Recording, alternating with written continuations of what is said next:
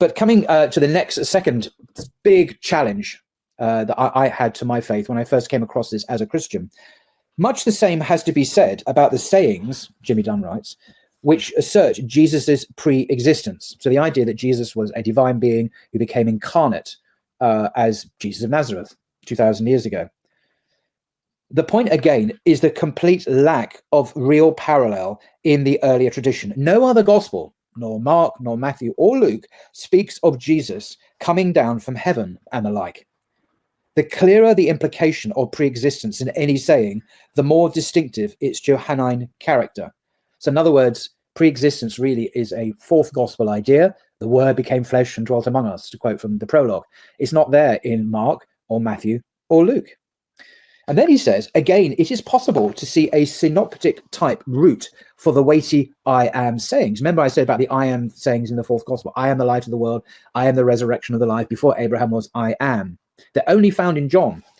Jimmy Dunn is referring to a synoptic type root, the origin of these I am statements, these amazingly weighty statements in the synoptics. And he says, again, it is possible to see a synoptic type root for the weighty I am sayings.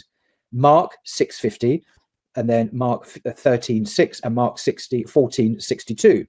But again, the indications are clear and strong that the weightier sayings in John are a development from the earlier tradition, at best tangential to the earlier tradition. For Mark's I am sayings are simply affirmative utterances. It's me, I am he, yes, as Matthew clearly indicates in Matthew 24:5 and 26:64. But John has probably seen a potential link with the I am of Isaiah 43:10 and exploited it accordingly. It is surely scarcely credible that a saying like John 8:58 or the other I am sayings, the bread of life, the light of the world, etc., were part of the earliest Jesus tradition, and yet nothing approaching them appears anywhere in the Synoptic Gospels.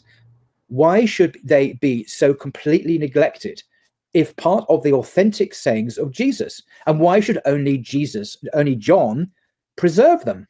Why?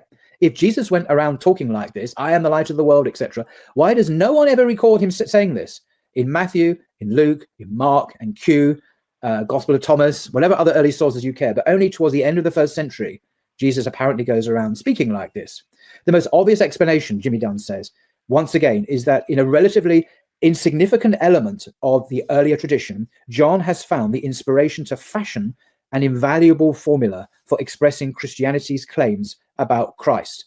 Now, Jimmy Dunn writes as a Christian, so he believes that the John statements about Jesus are true, even though they're not historical. There's a bit of a paradox. Don't ask me to explain it.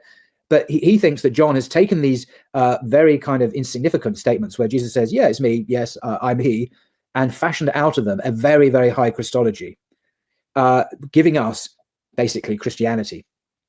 So you have to ask, what did the historical Jesus think? Did he agree with these things? He probably never thought of them like that. So I think that's very interesting indeed.